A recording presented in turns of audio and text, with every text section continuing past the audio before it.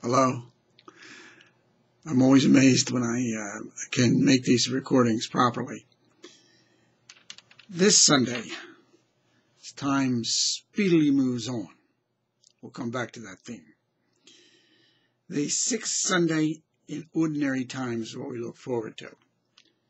First reading from the book of Leviticus talks about the background of what it meant to have leprosy. You needed to live in a community that was separate from the rest of the ordinary human race. In other words, you were isolated. So not only did you suffer the pain of your disease, but you suffered really relatively severe isolation. They were a people apart in the worst way. Jesus goes out and he cures the man who has leprosy. I do will it, he says, be made clean. Be made clean.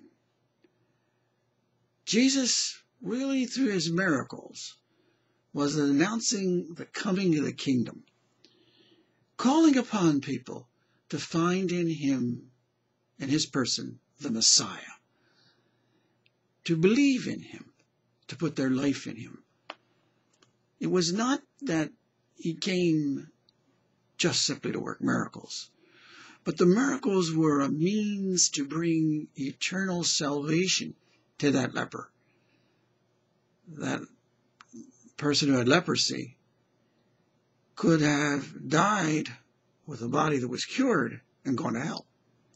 What matters is that we live that health that is forever called holiness, that we live with the Lord in heaven. Now the central part here, at least for me, is the second reading, Paul's reading, with two ideas, wonderful ideas. The first one, whatever you do, do everything for the glory of God.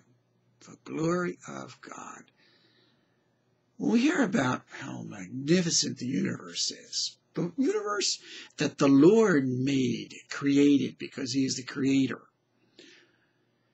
we hear of it in terms of millions of light years. Well, the speed of light is phenomenal.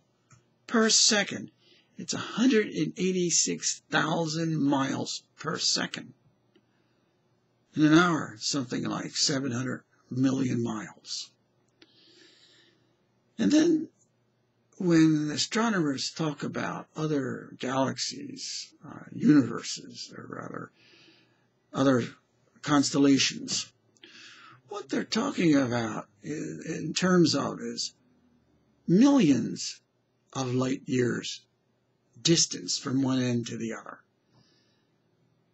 God made all that. How awesome is our God? How glorious and fantastic is our God? That's just a small work that he can do, that made something that's so incredible.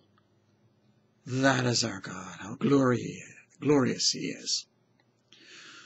What does it mean to give glory to a God who already is incredibly glorious?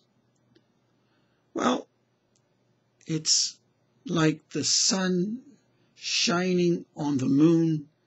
And when we look at the moon, we see a reflection of the sun's light. People should be able to see in our lives a reflection of God's glory. That's what it means to give glory to God. We won't make him any more glorious. That's impossible. He's just incredibly glorious, whether we give him glory or not. But what we can do is in our lives make known his gloriousness, his awesomeness, because we let his goodness be reflected in our lives. Secondly, as we go on in that small reading from 1 Corinthians, chapter 10, 31 to 11:1, not seeking my own benefit, but that of the many, that they may be saved. Well, that was Jesus' work. He was going around bringing salvation to all peoples through his words, through his miracles. Now at the other end, they had to get the message. And sometimes I think they missed it.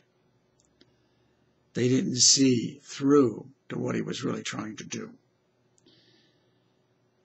But the point here is to do God's work. To do as Jesus did.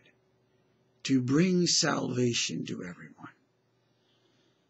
To be working every day as an instrument of God.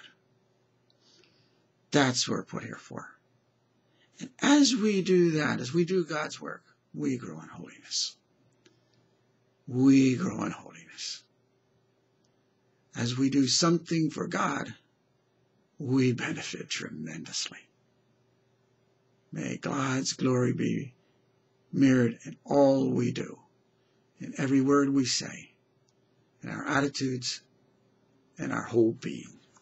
Thanks be to God for the opportunity to be with you.